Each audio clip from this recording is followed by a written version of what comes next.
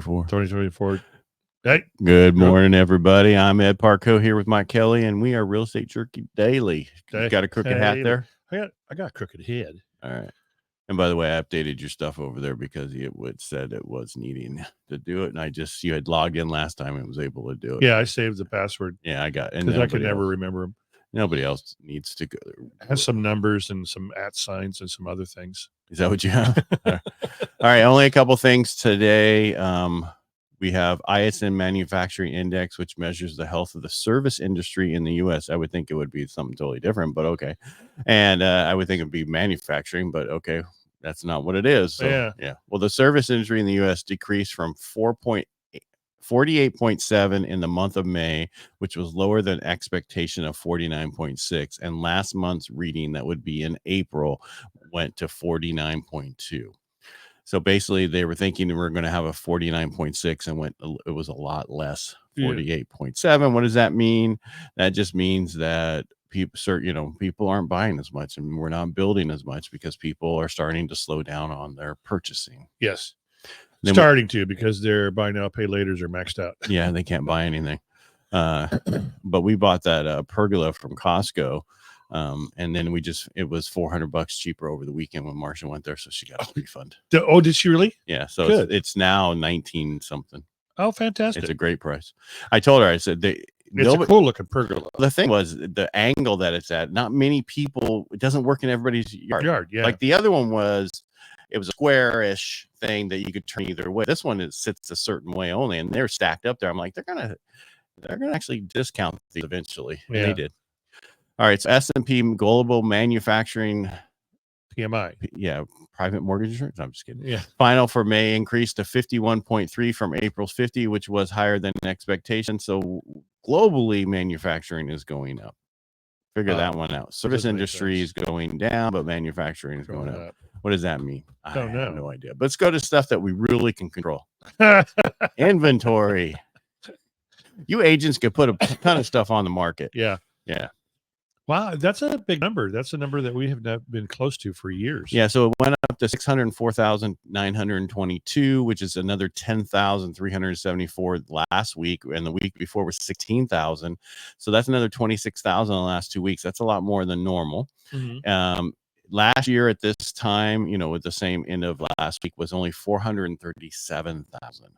And so it only went up by 4,000. So we have 26% more on the market than we have in the last couple of years. Does that mean we're having a bubble? Well, in 2015 we had 1.132 million, and in 2008 we had 3.5 million. Yeah. In the article I read yesterday, talked about the increase in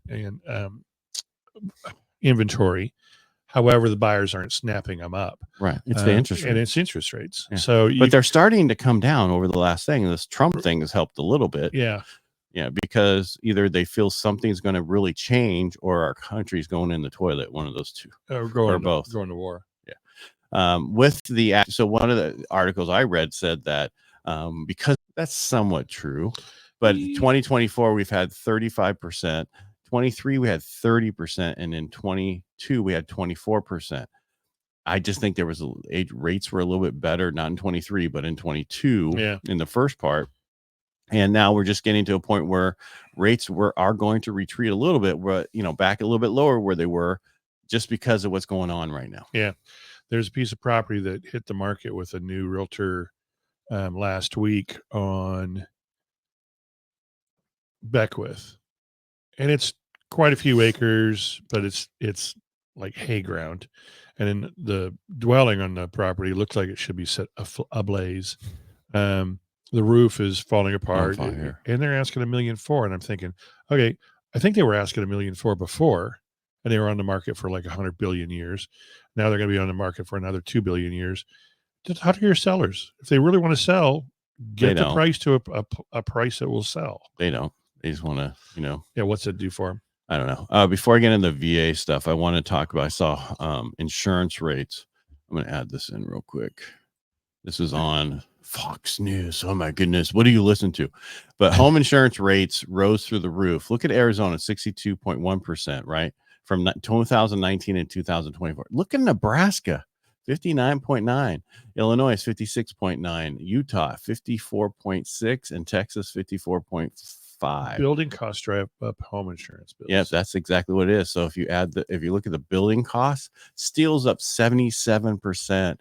Power transformation, the transformers, right? That they can't get come into, for some reason they don't know how to build them here. No, right, and then we don't have factories here to build them, and they couldn't finish new subdivisions because they're waiting on them. A transformer. Drywall's up 48%. Is that Chinese drywall? We hope so. Concrete's up 33%, bricks up 29%, and lumber is only up 8%. Brick. Yeah, well, I mean, lumber went to $1,200 a board foot during the pandemic. Yeah, I had to wait 8 months to rebuild my patio. So they're saying but this year alone, it was crooked. I apologize.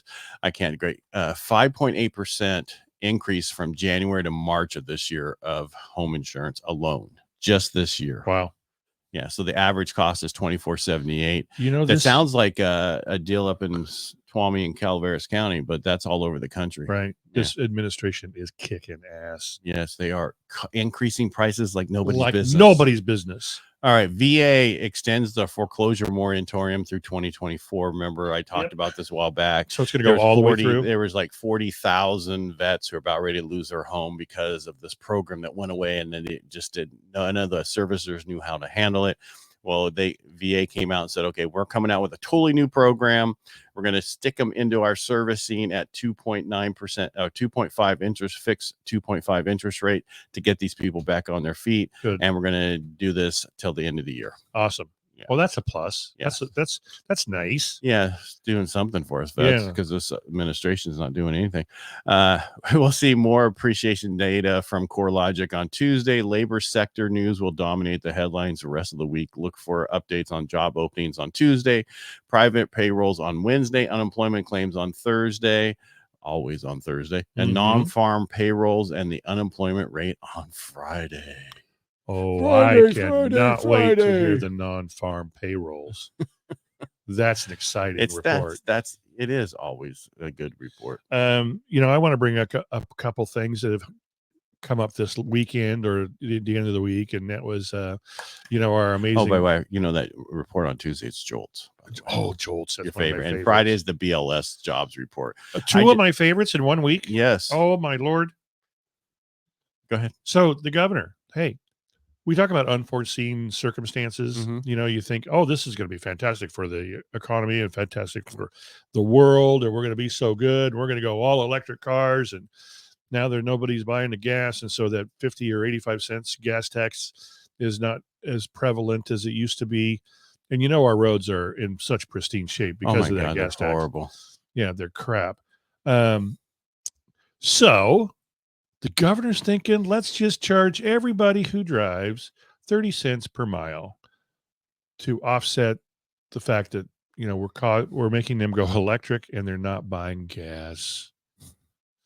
I'm going to have to say, no, I'm not going to do that. And the problem, we've already spent all this tax money. Where is it? Where have you spent it on? You have not spent it on the roads. Homelessness money went. Yeah, this a minute. All right. So I don't want to keep saying how corrupt California government is, right? But with the they thing. are. But then you also look at the United States. Hillary Clinton did the exact same thing as Trump and got off with an $8,000 fine. Yeah. And not a felony. Right. And Bill Clinton he ruined how many dresses? Well, there was but he wrote a check to Paula Jones, same thing for like $850,000. Way a lot more. Yeah. She must have had some really good news. And it was okay. And Jennifer Flowers, and it was okay. Yeah. That's the problem why you can see that this technically looks like corruption when it comes to the political system, because it's not the same for both sides. Yep. True. And that's my opinion. And that's because you've got a tilted House and Senate. The other thing is, what? You're seeing these ads: sell your house hassle-free, no commissions paid, save on the commission. Remember, I haven't seen those. But okay. Oh, they're all over the place. Remember, I was outside all weekend. They're not out there. No, they weren't. They were just heat and exhaustion. Yes. Yeah. Remember, when you do that, you also leave about national average about 35% on the table. 35% of what you could have gotten for your home is left on the table because you sold it quickly, hassle-free, and you saved a commission. Right. Oh my Lord. So I'm seeing a lot of people ask also for a lot of the reno loans, conventional, the reno or one of those, and because these properties need some work and they can be done. I had a group that first it was sent to me to do a VA rental. And once we looked at what was going to cost to do the place and how much cheaper it was to go find a house that didn't need any of that work, that it was sometimes better to do that. I understand certain situations, but a lot of people are so into these ADU stuff, converting garages into ADUs, or I'll rent out my master. That's a great idea, but just understand you need to first focus on what is the best way for you to get that property. Right. And if you're putting 3% down, it might not be some of those other programs. Most likely not. Yeah, you don't have a lot of money to work with right now. So yeah. Go find a home that's in fairly good shape. Well, it's like, because people don't understand. We just went over the building costs, right? Yeah. We just talked about this. Right. Think about if you have to put in drywall, how expensive that is. And everybody's talking, when these building guys were on here talking on Fox News about this morning, they were saying, you don't understand. There's so many of the stuff that goes into a house. And if it's all a little more expensive, that adds up to a lot. Yeah. So you get a steel framed new construction up 77%. But they don't really use new steel on new construction, do they? They do in the Sacramento area. Oh, do they? And they do in some other areas. And they do, I think, a lot in Colorado. You'll see subdivisions that are steel. Lot. You do, but you'll see steel 2x4s, putting a home together. Not completely throughout. I mean, wood is still a little bit cheaper than steel. Mm-hmm. It's only up 8%. Yeah, steel's up, but still, wood is up 8%. I know, but compared to where it was, that's not that bad. It's absorbable. Right? Yes, it is. All right. That's all I have for today. Me too. All right. And that's everybody. You know what? Just go get a house. Well, and remember the other thing, wherever you are, there you are. So I had somebody who has to do a refinance because I told you a long time ago, they didn't deal with a divorce. During the divorce, they didn't identify the property. They did the divorce themselves. Wife did this? Well, they just got divorced and didn't identify what to do with the property. She's on there. She passed away, and then it went to tenants in common. Yeah. Then it had to go through probate. Now it's through probate, and we have to pay off the daughter, surviving side, stepdaughter. Yeah. And the issue you're running into is they have an $80,000 first at 6%, and then you have a new loan at, let's just say, 7.99 as an example. And they were like, well, wouldn't it be smarter to do a second and leave the first alone at the 6%? No, because the second's going to be 10%, right? It's whatever prime is plus margin and an adjustable. So if that was a 2.99, yes, it would make total sense. But you have to remember, $80,000, the difference between 1 or 2% interest rates, only a few bucks a month in a monthly payment. Right. But this is going to go from 80 to like almost 300,000. So that's a huge difference. And I get it. Yeah. But the best thing to do is still refinance the whole thing in one. Because I also saw somebody who said, I have somebody who's going to assume a thing, and when they put their down payment, they're still short 15% for the difference. Is there a loan out there for that? Yeah, a brand new one.